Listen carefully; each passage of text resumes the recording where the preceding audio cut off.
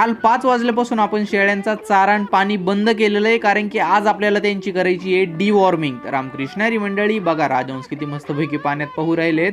बाबा तिथं बसलेले होते. बाबाला म्हणलं मला आहे ना एक गुळाचं पाणी बनवून द्या, कारण की आपल्याला डिवॉर्मिंग करायच्या अर्धा तास आधी ना गुळाचं पाणी पाजायचं शेळ्यांना. त्यांनी काय होतं की बाबा सगळे जी जनता असतात ना, सगळे पोटातले जनता आहे ना एका ठिकाणी जमा होते आणि त्यांना आहे ना औषध दिलं का ते मरायची जास्त शक्यता असते. तर त्याच्यामुळेच आता ते मस्तपैकी गुळाचं पाणी पिऊ घातलं. अर्धा तास थांबलो, घेतली आपली शेळ्यांची मेडिकेट, त्यातच औषध ठेवले होते. औषध काढले, सगळ्या शेळ्यांना एक एक करून मस्तपैकी पाजून टाकले औषध.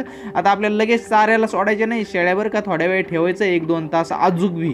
त्याच्यामुळे म्हणलं चला आता गव्हाकडे चक्कर मारून येऊ, कारण की इकडे आलेत मोक्कार जनरन लोकांचे गहूच खाऊन टाकलेत भाऊ. त्यात चक्कर मारायला आलो होतो, आपला गहू खाल्लाय का नाही ते बघायला. तिथे जाऊन कळलं आपल्याला गव्हाला पाणी सोडावं लागणार आहे. गहू पण वंब्यात आलाय आता. म्हणजे आता मोक्कार जनर आले तरी त्यांच्या नाकाला त्या वंबट असते ना, ते खाणार नाही. पण काय सांगता नाही, त्यासाठी आपल्याला प्रिकॉशन घ्यावंच लागणार आहे. जाळी बिळी काहीतरी लावा लागणार आहे, तारबीर. आता तिकडून आलो आम्ही घरी 2 वाजता. मग शेळ्यांना चांगलं पाणी भरलं, कारण की शेळ्या 20 तास उपाशी होत्या. मग त्यांना थोडा चारा टाकला आणि दिलाय भाऊ शेळ्या सोडून. आता मस्तपैकी खात्यान. आता मला वाटतंय की बाबा आपली डिवॉर्मिंग आहे ना सक्सेसफुल झाली.